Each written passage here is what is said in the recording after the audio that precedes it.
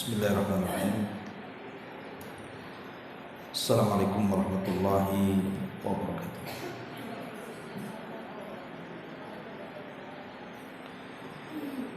Alhamdulillah wassalatu wassalamu ala Rasulillah wa ala alihi wa sahbihi wa mawalah wa la hawla wa la quwwata illa billahi wa ba'd. Kita lanjutkan kembali kajian kita, masih membahas kitab Umdatul Ahkam, dan kita masuk pada hadis yang ke-10,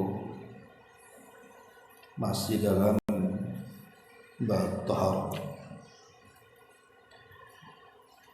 An Aisyah radhiyallahu anha qalat,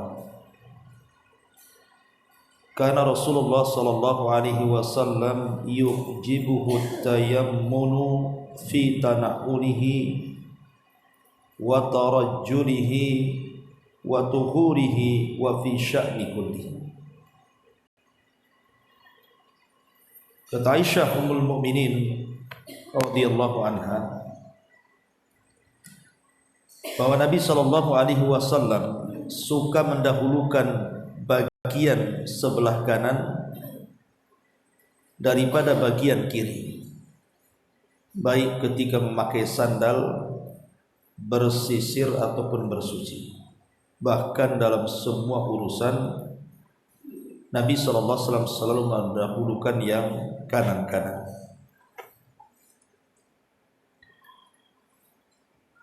Ma'asyiral muslimat yang dimuliakan Allah Subhanahu wa taala, hadis ini ada beberapa faedah yang bisa kita petik. Apa saja? Pertama, yang bisa kita ambil faedah dari hadis ini, taqdimul yamin lil asya'i thayyibati wa huwal afdalu syar'an wa aqlan wa tibban. Disyariatkan mendahulukan yang kanan untuk sesuatu yang baik-baik, dan itu hukumnya afdal berdasarkan syar'i, akal ataupun kesehatan. Kemudian yang kedua, sebaliknya daripada yang pertama, bahwa yang kiri-kiri itu lil asya'il mustaqdar, dipakai untuk perkara-perkara yang dianggap kotor, baik secara syar'i ataupun secara akal. Dari sini kita tahu tentang keutamaan menggunakan yang kanan, baik tangan ataupun kaki. Karena begini, kenapa kemudian syariat ini mensyariatkan kita untuk mendahulukan yang kanan dibandingkan yang kiri?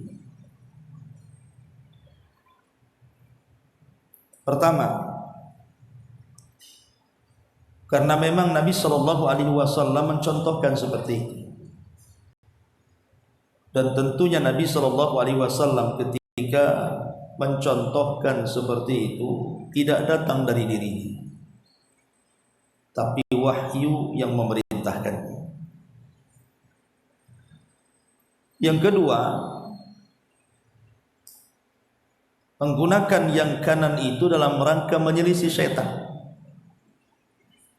Karena dalam beberapa perkara setan itu selalu menggunakan yang kiri-kiri.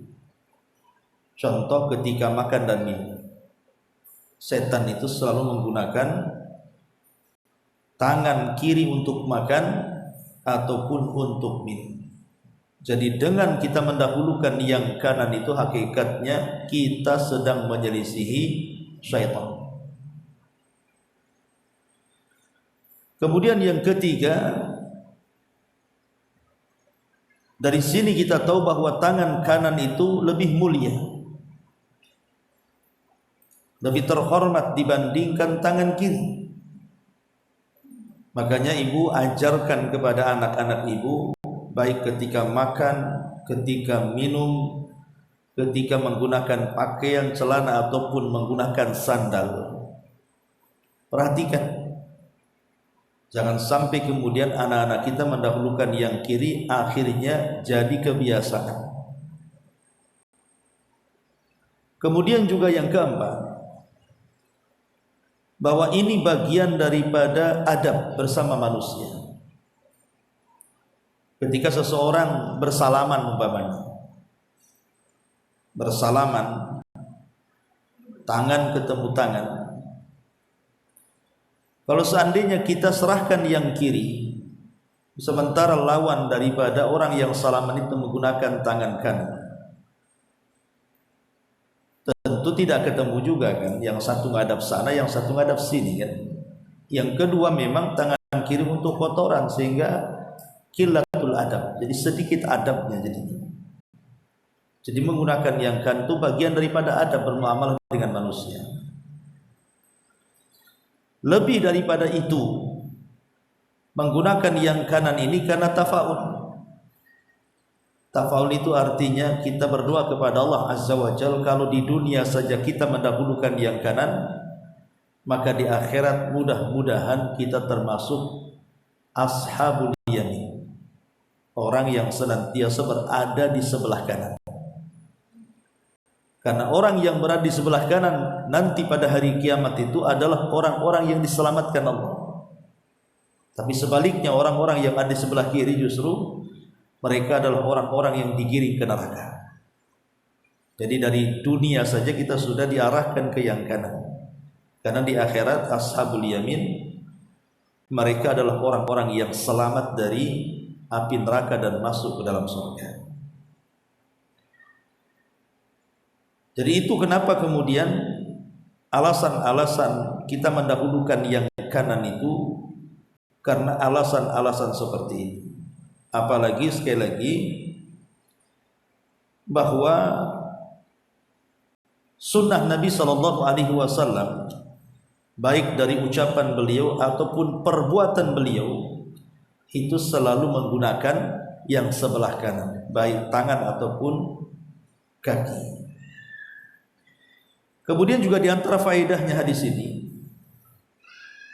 bahwa kalau kita cermati hadis ini mengajarkan kepada kita untuk perbaikan manusia,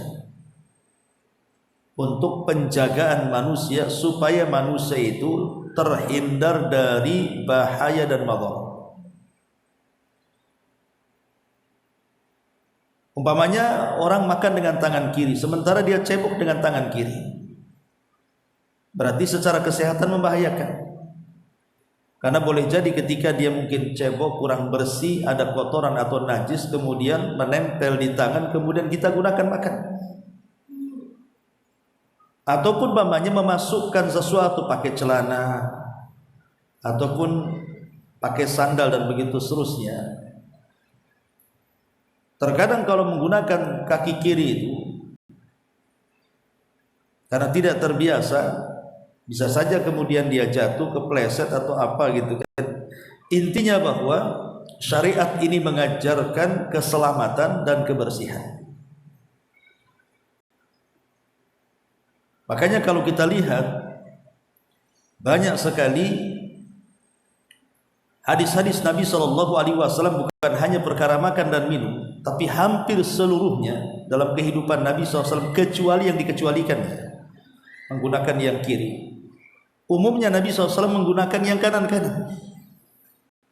Bahkan kalau seandainya ada perkara yang tidak ada dalilnya apakah harus kiri atau kanan, tetap kita kembali kepada hukum asal menggunakan yang kanan. Begitu kata para ulama, karena kondisi tentang masalah mendahulukan kanan dan kiri terbagi menjadi 3 kondisi ya. Pertama, sesuatu yang sifatnya mulia, sesuatu yang sifatnya baik, indah, maka mendahulukan yang kanan lebih baik dibandingkan yang kiri. Contoh seperti makan, minum, pakaian, wudhu, mandi, pakai sandal, bersisir, dan begitu seterusnya. Maka ini kan sifatnya mulia, maka dahulukan yang kanan dibandingkan yang kiri. Tapi sebaliknya sesuatu yang buruk, umpamanya seseorang itu buang hajat kecil, buang hajat besar, atau membuang sesuatu dengan tangan kita yang sifatnya kotor gitu ya, maka tentu menggunakan yang kiri jauh lebih baik lagi ya. Masuk kamar mandi, keluar masjid, melepas sandal, dan begitu seterusnya.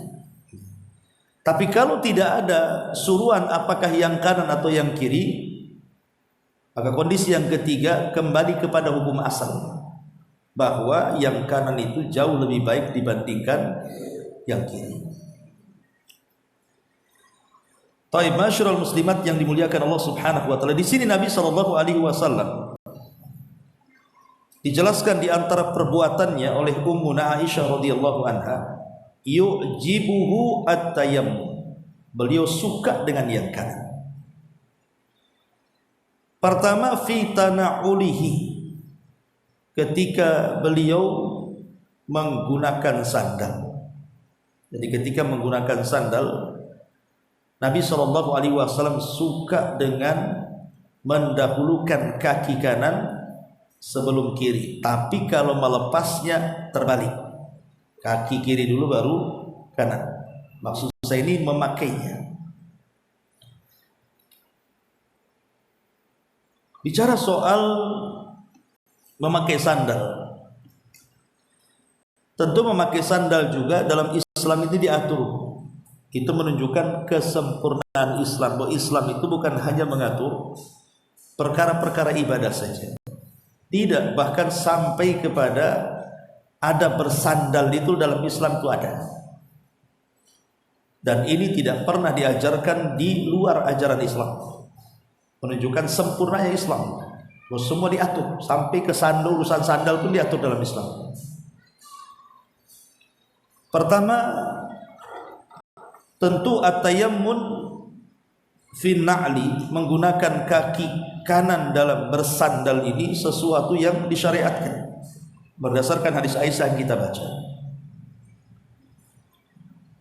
Kemudian juga melepaskan dengan kaki kiri ketika seseorang hendak melepaskan sandal. Ini bagian adab juga. Kemudian yang ketiga, duduk ketika menggunakan sandal. Karena sandal di zaman itu, di zaman Nabi itu kan modelnya sepatu diikat gitu kan, sehingga harus duduk. Kalau berdiri agak sulit, bisa membahayakan gitu. Tapi sekarang kan alhamdulillah sandal mudah gitu ya, walaupun sambil berdiri pun kita bisa menggunakan sandal. Kalau kan pakai khuf, ya, pakai khuf namanya, agak sulit kecuali dengan duduk. Kemudian juga yang keempat, dilarang, tidak boleh seseorang itu menggunakan satu sandal ketika berjalan. Tidak boleh. Kata Nabi SAW, la yamshi ahadukum fi na'lin wahidatin, tidak boleh seseorang itu berjalan dengan satu sandal, imma lepas dua-duanya atau pakai dua-duanya, kata Rasul. Umpamanya nih ibu ke pasar, Allah takdirkan lepas pula talinya yang salah satunya, maka ibu jangan menjinjing satu sandal, yang satunya pula dipakai. Atau ketemu kresek di jalan, diganti sandalnya dengan kresek yang satu kakinya. Tidak boleh lepas dua-duanya, karena ini larangan. Ya, tidak boleh menggunakan satu sandal itu. Dan kalau ibu pakai satu sandal kemana-mana pun dibilang orang gila. Coba aja pakai satu sandal kemana-mana, orang bilang kenapa orang itu jibat. Jadi Islam itu juga menjaga penampilan kita. Kalau mau pakai sandal pakai dua-duanya, kalau mau melepas lepaskan dua-duanya. Dan kalau ibu berada di kuburan sedang berziarah, memanjakan ziarah kubur diajak suami, maka disunahkan untuk melepas sandal. Karena Nabi SAW pernah marah kepada seorang laki-laki yang sedang menggunakan sandal melewati areal kuburan. Kata Rasul, ya sahiba sibtaini waihaka alki sibtiyatika. Wahai pemilik dua sandal, celaka, lepaskan kedua sandal. Dari sini hukumnya sunnah seseorang itu masuk ke areal kuburan tanpa menggunakan sandal. Tetapi kalau kuburannya bisa dilewati, kalau kuburannya banyak duri, banyak beling, banyak paku, ya lebih baik pakai sandal kan, karena ada madarat di situ. Tapi sekali-kali pun ibu dianjurkan kalau bisa sekali-kali berjalan tanpa sandal. Jadi tidak harus mesti pakai sandal kan. Sekali-kalilah seseorang itu berjalan tanpa sandal. Intinya bahwa inilah diantara adab-adab dalam Islam tentang sandal. Lah, dalam hadis yang kita bahas ini, diantara sekian adab menggunakan sandal adalah at-tayammun fi tanaulihi. Berusaha untuk menggunakan yang kanan pada ketika menggunakan sandal. Kemudian ma'asyiral muslimat yang dimuliakan Allah Subhanahu wa taala. Kemudian yang kedua, wa tarajjulihi. Tarajjul itu artinya penyisir. Sebagian para ulama seperti yang dijelaskan Al-Hafidz Ibnu Hajar Al-Asqalani ketika beliau memaknai makna tarajjul. Makna tarajjul adalah menyisir rambut kepala, termasuk juga dengan janggut, dengan cara meminyaki keduanya, dikasih minyak gitu ya. Itu disebut tarajjul, supaya lebih rapi lagi maksudnya. Karena ada rambut-rambut itu yang susah diatur, centang perenang ke sana kemari disisir tetap saja ke situ gitu ya. Lah, supaya rapi maka ditarajjul, maksudnya dikasih minyak kemudian disisir, baik rambut laki-laki atau perempuan ataupun janggut bagi laki-laki. Lah, Syekh Utsaimin rahimahullahu taala juga memberikan makna tarajjul adalah memberikan minyak kepada rambut kemudian menyisir dan merapihkannya. Itu makna tarajjul. Dan Syekh Abdul Razak beliau mengatakan juga tarajjul adalah menyisir rambut, membersihkannya, kemudian memberikan perhatian khusus padanya. Artinya kalau di zaman sekarang ada perawatan lah namanya rambut itu. Kenapa kita harus merawat rambut, Bu? Karena Nabi SAW mengatakan man kana lahu sya'run falyukrimhu, kata Rasul. Siapa yang memiliki rambut hendaklah memuliakan rambutnya. Dengan cara tadi menyisir, ngasih minyak, merapihkan atau ke salon gitu ya. Itu bagian daripada tarajjul artinya. Tapi masalahnya harus dipahami, menyisir bagi perempuan mungkin sebuah kewajiban karena berkenaan dengan kecantikan masalah. Sebab kalau wanita jarang menyisir itu jadi menambah ataupun mengurangi kecantikan dia. Tapi masalahnya laki-laki. Apakah laki-laki dibolehkan menyisir tiap hari? Ibu mungkin yang pernah hidup di tahun-tahun belakangan kan itu ya. Kalau zaman dulu anak-anak muda bergaya itu biasanya bawa-bawa sisir kan, Bu.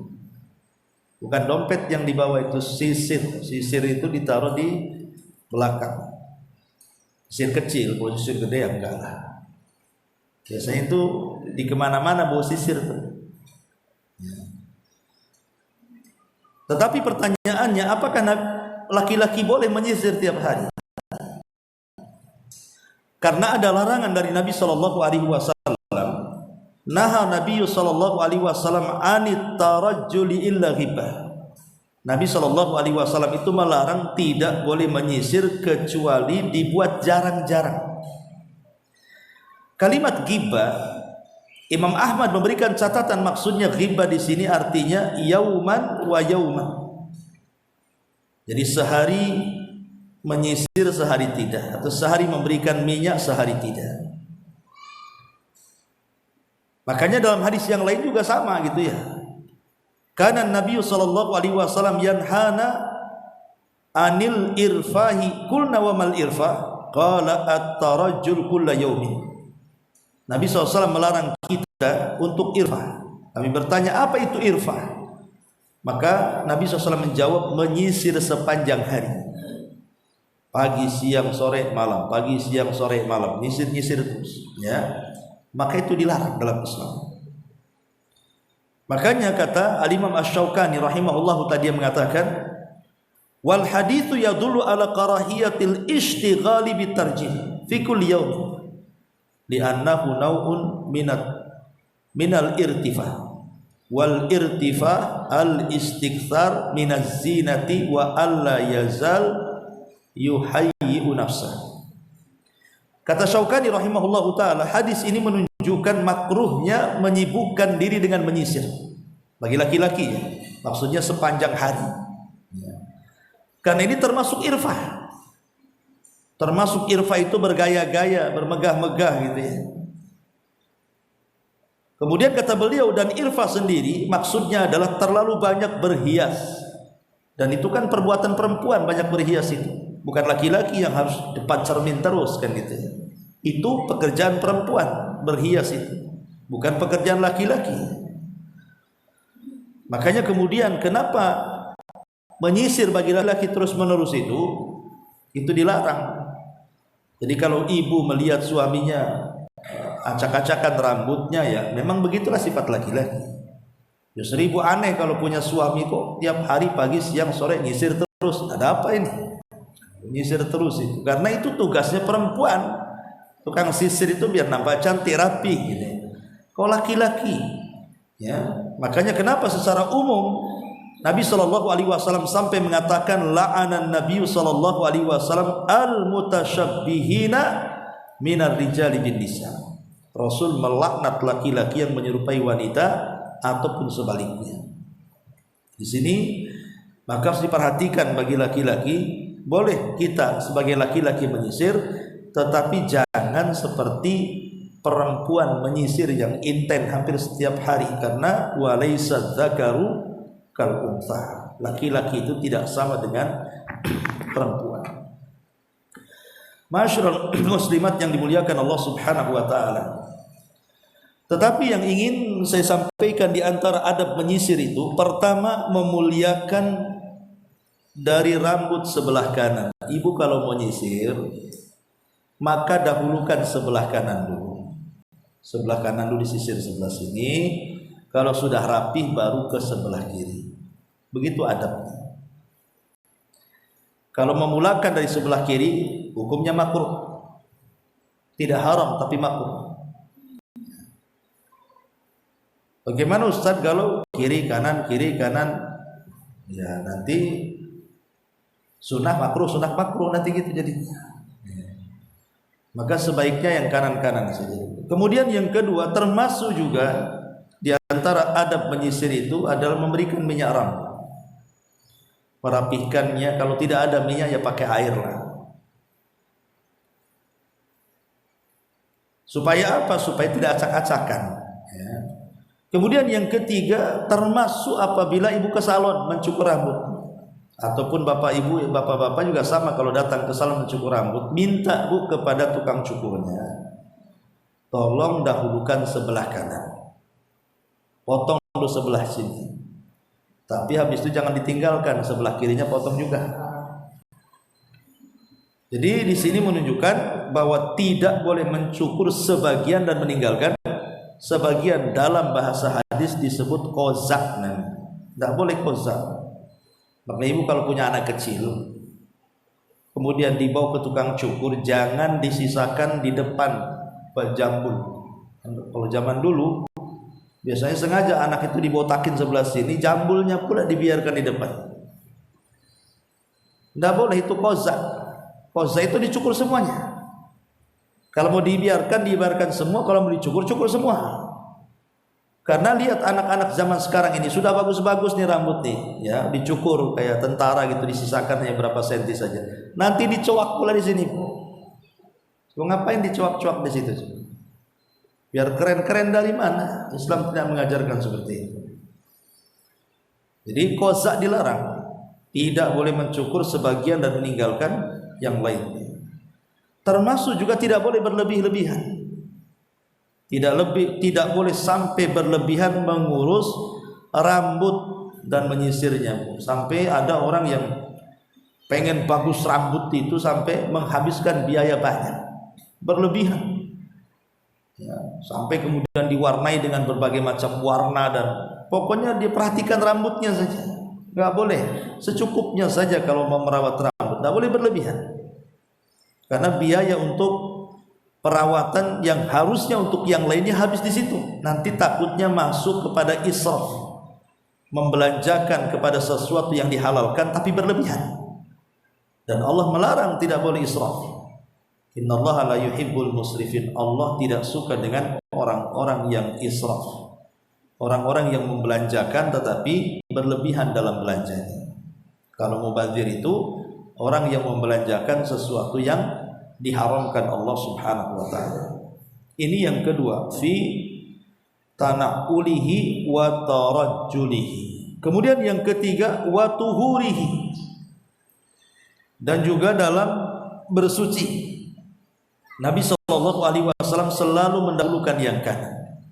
Dalam bersuci, Nabi SAW selalu mendahulukan yang kanan. Karena Nabi SAW mengatakan, saat salah satu putri beliau meninggal dunia, kemudian dimandikan, maka Nabi SAW memerintahkan kepada orang yang memandikan putrinya ini, apa kata Rasul? Dahulukan yang kanan dulu.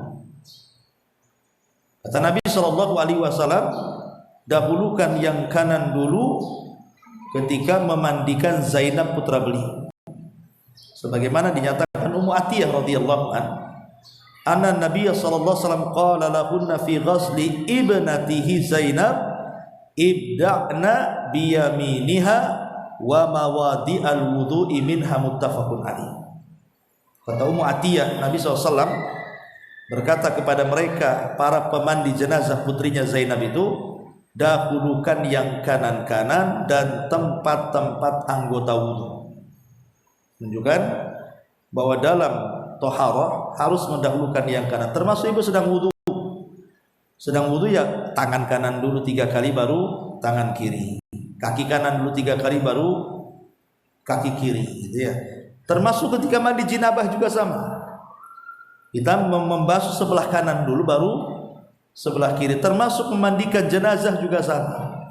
Ya, jadi pada setiap toharoh maka disunnahkan yang kanan-kanan. Bahkan lebih daripada itu, di ujung hadis Nabi mengatakan apa? Wa fi sya'ni kullihi.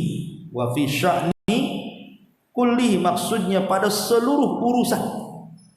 Pada seluruh urusan yang tidak ada dalilnya, maka mendahulukan yang kanan itu hukum asal. Mendahulukan yang kanan itu hukum asal. Lah dari hadis ini kita tahu bahwa di antara kesempurnaan nikmat yang Allah Subhanahu wa taala berikan kepada kita adalah kesempurnaan agama yang mengatur sampai kepada urusan sandal, urusan menyisir, urusan sesuci, sampai kepada semua urusan.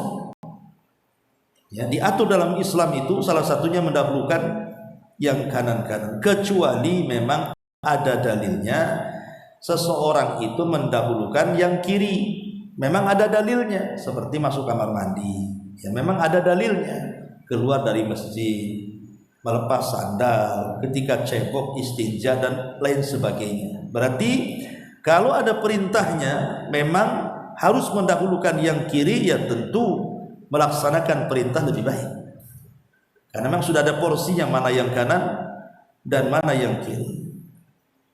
Bahkan Syekh Ibnu Utsaimin rahimahullahu taala sampai mengatakan wujubul akli bil yamin wa wujubus syurbi bil yamin wa annal aqla bis shimali Awis syurba bisyimali haram, wajib mendahulukan yang kanan pada makan dan minum, sebab kalau makan dan minum menggunakan tangan kiri bukan makruh lagi, haram. Sampai diharamkan kata beliau. Tetapi kecuali yang mungkin tangannya patah, tangannya baru jatuh, tidak bisa menggunakan yang kanan, maka dalam kondisi darurat seperti ini ya mau tidak mau harus tangan kiri kan gitu. Kalau tidak ada yang menyuapi. Tapi hukum asal yang kanan baik pada masalah yang lainnya itu sangat dianjurkan di dalam Islam, karena hikmahnya tadi sudah saya katakan, dalam rangka menyelisih setan, dalam rangka tafaul supaya di akhirat menjadi ashabul yamin, kemudian dalam rangka memuliakan yang kanan, dan dalam rangka bagian daripada adab, ya, adab kita sesama manusia mendahulukan yang kanan-kanan. Ini diantara penjelasan singkat dari hadis Aisyah Ummul Mukminin radhiyallahu taala anha. Taib. Sekarang kita akan memetik beberapa faedah. Satu, dalam hadis ini dari rangkuman semua yang sudah saya jelaskan tadi, satu, bahwa dalam hadis ini dalilun ala istihbabi al bada'ati birrijlil yumna fil lubsin na'li wa ghairihi. Dalil hadis ini menjadi dalil tentang sunnahnya mendahulukan kaki kanan, karena kan hadis ini dimulai dari memakai sandal, ya. Hadis ini dalil disunahkan yang memulai dengan kaki yang kanan ketika menggunakan sandal. Lah begitu juga yang semisal dengan sandal, seperti ibu menggunakan kaos tangan atau kaos kaki. Nah, sama pakai kaos kaki pun kaki kanan dulu baru kaki kiri, ataupun menggunakan kaos tangan maka yang kanan dulu baru yang kiri. Kemudian yang kedua, dalilun ala istihbabi al-bada'ati bil janibil ayman minar ra'si inda tasrihihi wa duhnihi wa rubbama yuqal mithluhu fi tamshiti lihyati. Hadis ini juga dalil disunahkan memulai dari samping sebelah kanan kepala saat mencukurnya, atau saat memberikan minyak kepada rambutnya, atau saat merapihkan janggutnya bagi laki-laki. Kemudian yang ketiga, hadis ini juga dalilun ala istihbabi al-bada'ati bil yamin fil wudu'i wal ghasli. Hadis ini juga menunjukkan tentang sunnah hukumnya mendahulukan yang kanan baik dalam berwudu ataupun dalam mandi besar. Dan itu berdasarkan ijma, kesepakatan para ulama. Kemudian yang keempat, bahwa Aisyah Ummul Mukminin mengatakan yuhibbu tayammun fi sya'ni kullihi, bahwa Rasul senantiasa suka dengan yang kanan-kanan pada setiap perkaranya, ya dulu ala masyru'iyati al-bada'ati fil yamin fi kulli syai'in, bahwa hadis ini menunjukkan pada segala sesuatu hal, kalau memang tidak ada dalilnya apakah harus menggunakan kanan atau kiri, maka kembali kepada hukum asal, menggunakan yang kanan itu jauh lebih baik lagi. Ini diantara faedah-faedah rangkuman dari apa yang sudah saya jelaskan. Toib, sampai di sini satu hadis saja. Silakan kalau ada yang mau bertanya.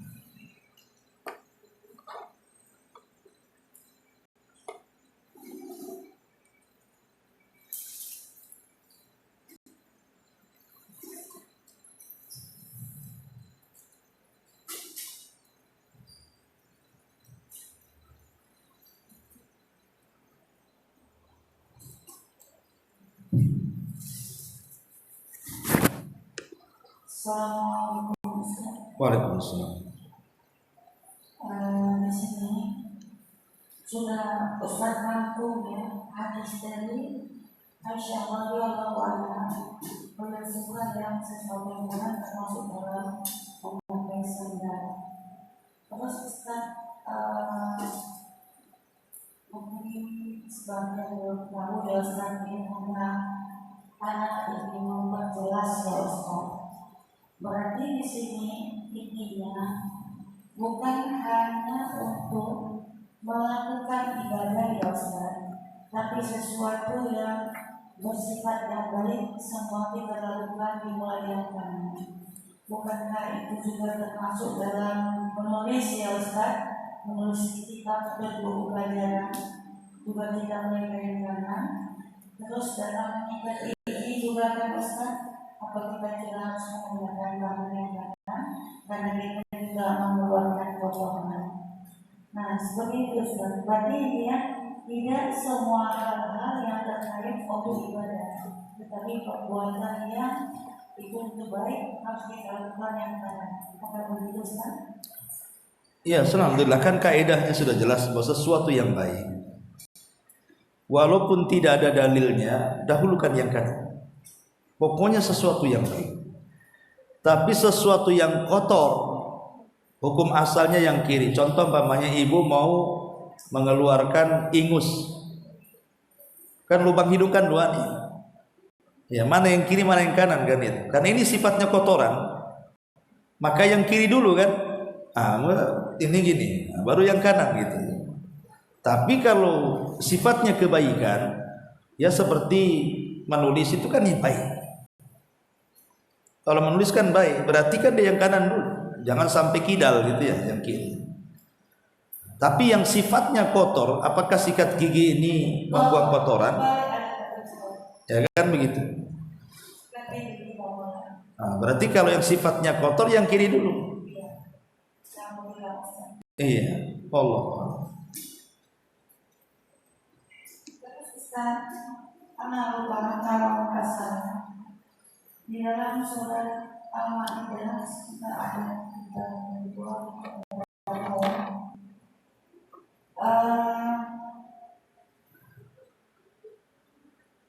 di situ dikatakan bahwa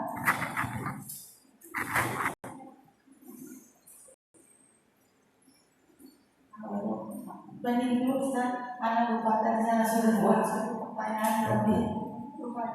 Apa? Jawabannya pun lupa juga.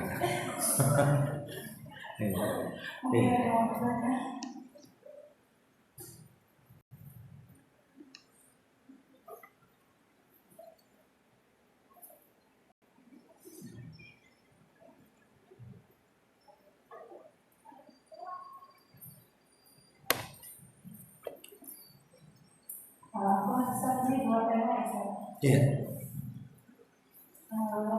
Bagaimana batasan-batasan kita bermuamalah dengan orang yang sudah dengan jelas menyatakan dia berpaham sufi dan tasawuf juga. Nah, sementara sebelumnya memang hubungan kita baik dan dia juga sering menyampaikan hal yang berkaitan dengan sunnah gitu.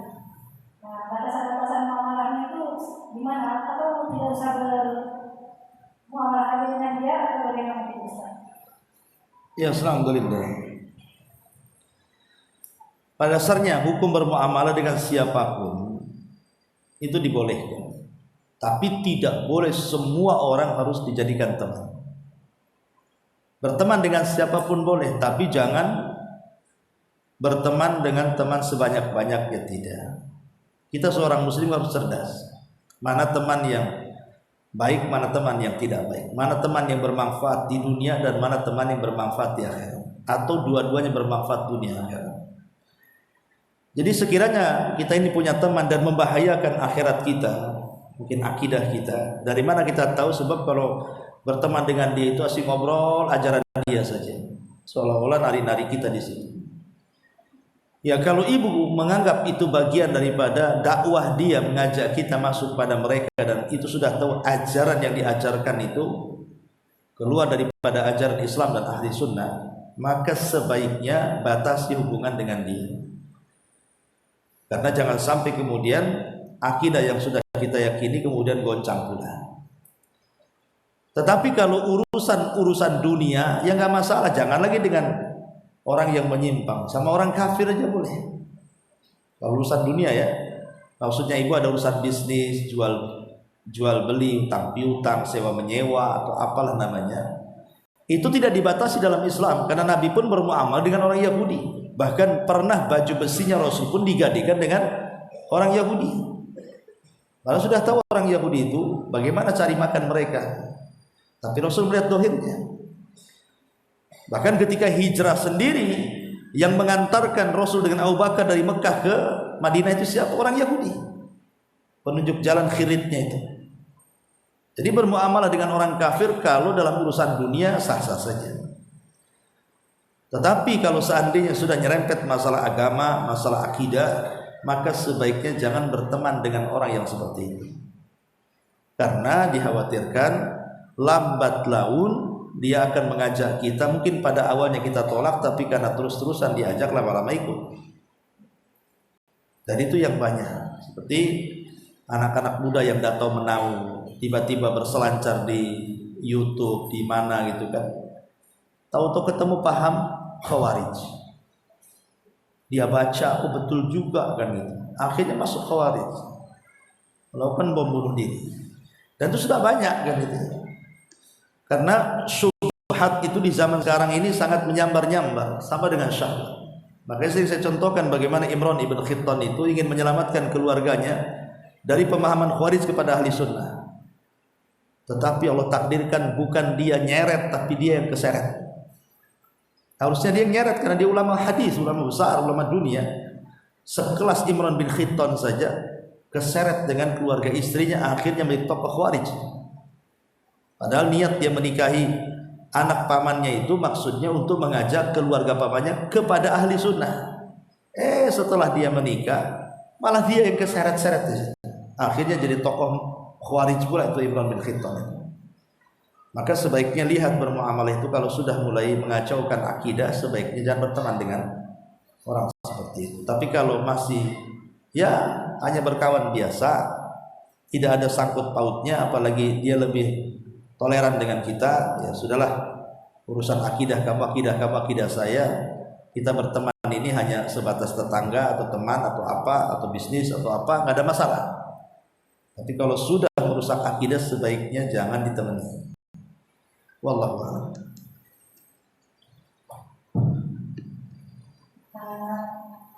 Pesan dalam hadis Bukhari dikatakan salah satu anak bumi itu dikatakan mengusap hidung dari wajah.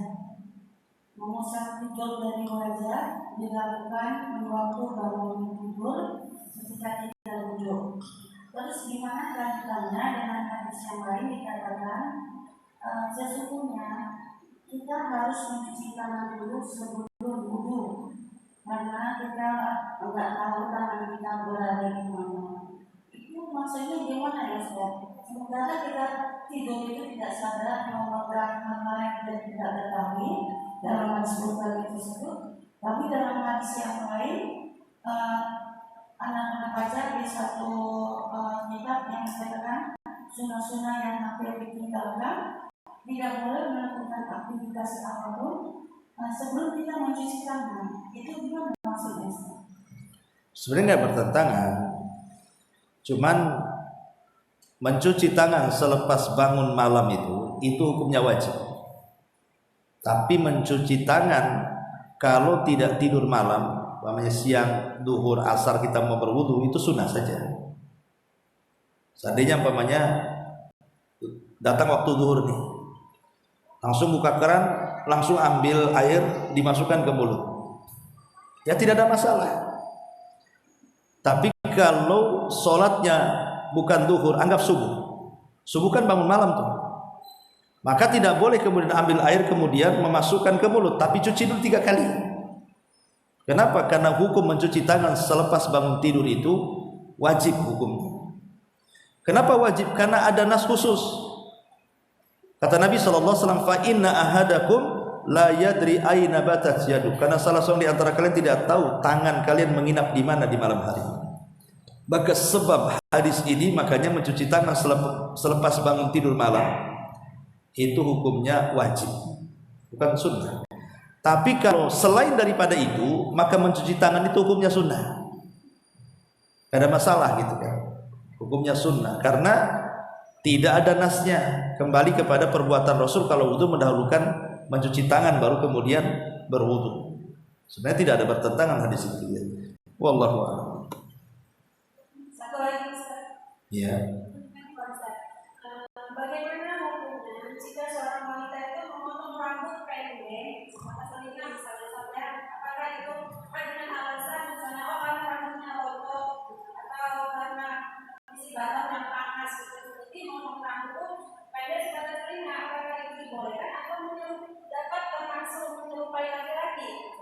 Seperti itu yang memang kalau dalam rumah saja, kalau kan menggunakan jilbab. Iya.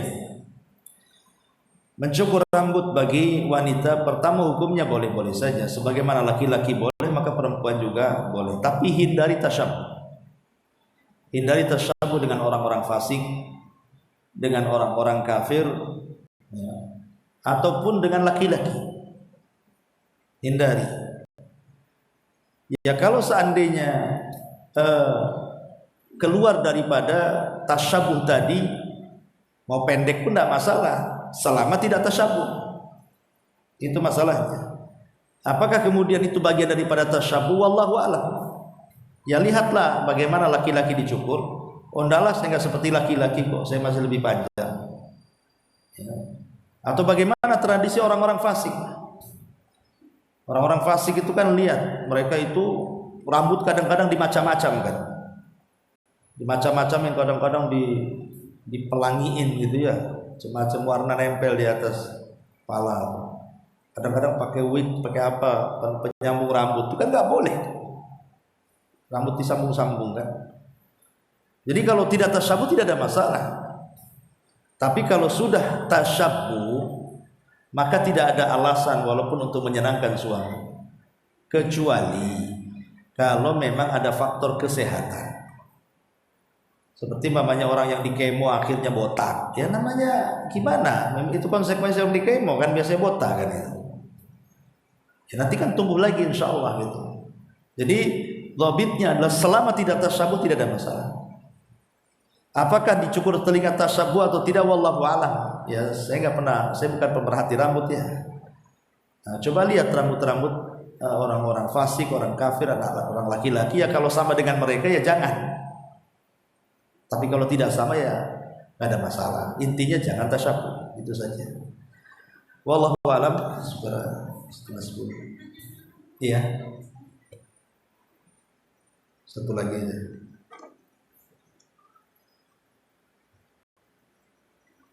Pertanyaan yang awal ya Ustaz, hadis Bukhari tadi Ustaz, yang bawah kan Ustaz sudah menjelaskan tidak boleh itu hadis bukan sunnah. Terus mengusap tidur dan wajah itu maksudnya gimana Ustaz? Mengusap Tidur dan wajah dilakukan waktu bangun tidur. Sementara kan kita bangun tidur, mengusap tidur dan wajah itu yang bagaimana Ustaz? Allahu a'lam itu apa saya nggak paham saya. Mungkin tulis karena baca satu artikel, nggak paham, ada tulis ini maksudnya bagaimana gitu. Ya bagaimana saya tidak paham mau jawab pula kan gitu. Pertanyaannya tidak paham. Maksudnya ada nggak sunnah bangun tidur itu Mengusap wajah.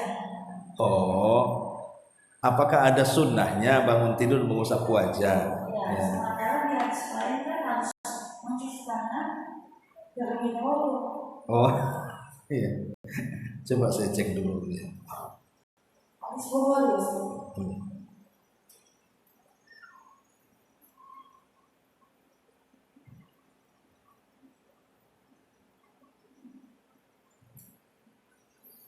Setelah tidur ya, bukan setelah doa. Bukan, Ustaz. Di sini mengusap tidur dari wajah dilakukan di waktu bangun tidur. Kita duduk langsung mengusap wajah. Oke, ini jadi pertanyaan di hati Ustaz, gimana caranya gitu? Iya. Memang ada hadis di sini dijelaskan tentang hadis sahihaini. Nabi mengatakan Anan Nabi sallallahu alaihi wasallam istaiqadha fil laili faja'ala yamsahu an-nauma an wajhihi biyadihi. Beliau apabila bangun tidur di malam hari mengusap wajahnya setelah tidur.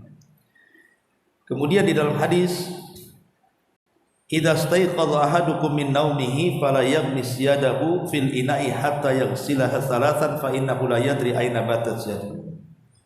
Apabila salah seorang di antara kalian bangun dari tidur, jangan dicelupkan tangannya pada bejana sampai dicuci 3 kali, karena tangan kalian tidak tahu di mana menginap. Paham? Maksudnya tadi yang satu disuruh mencuci tangan dulu baru mengusap, kok ini mengusap dulu, seolah-olah ada kontradiktif gitu ya. Iya. Di sini dijelaskan juga, fal haditsani sahihani wala ta'arudha bainahuma. Kedua hadis ini memang sahih dan tidak ada pertentangan di antara keduanya. Memang kesannya ada pertentangan, tetapi sebenarnya tidak ada. Kemudian wa inna ma yutasawwar at-ta'arrud law kana al-amru bi ghuslil yadaini li najasatihima najasatan tantakilu ila ma taltamisani wa hadha ghairu hasilin kuna fanahyu an ghamsil yadi fil ina qabla ghaslihima ba'dal istighad minan naumi mahmulun ala tanzih la ala tahrim indal jumhur. Fayadul mustaiqid minan naum laysat mutanajjisah yaqinan bal hiya mahmulah ala taharati mura'atan lil asli. Wa alaihi faman masaha wajhahu biyadihi ba'dal istiqad minan naumi wa qabla ghaslihima la ya'tham wa la yatanajjas wajhahu. Jadi begini, cara menggabungkan dua riwayat ini adalah sebenarnya tidak ada perselisihan ulama, kata para ulama, karena mencuci kedua tangan selepas bangun tidur itu bukan karena ada najis di tangan kita, secara yakin tidak ada. Cuman kan itu hanya prasangka saja, bukan nampak najisnya di sini kan gitu. Pemain bangun tidur nampak najisnya di sini, enggak, kan enggak nampak najisnya.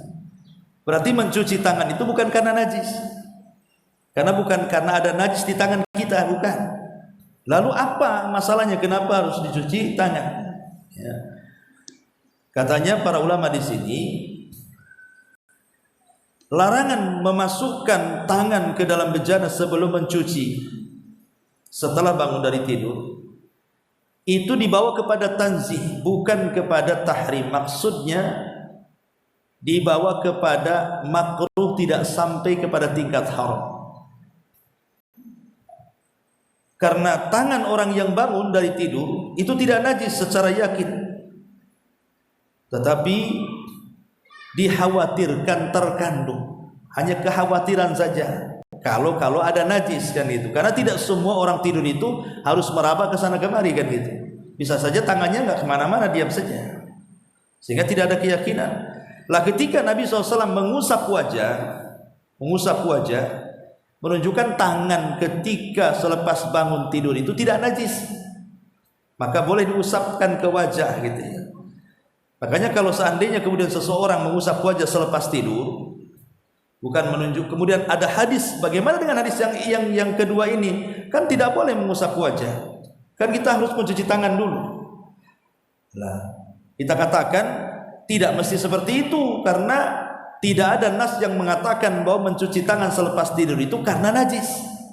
Enggak, bukan karena najis, ya karena kebersihan saja. Jadi kalau orang mencuci wajah tidak ada masalah. Nah, jadi cara penjamaahnya seperti itu. Wallahu alam, ini dijelaskan di dalam beberapa fatwa para ulama. Wallahu alam. Artinya kalau seseorang mengusap wajah sebelum tidur tidak berdosa, karena tidak mengusapkan najis ke wajah gitu. Taib, wallahu a'lam.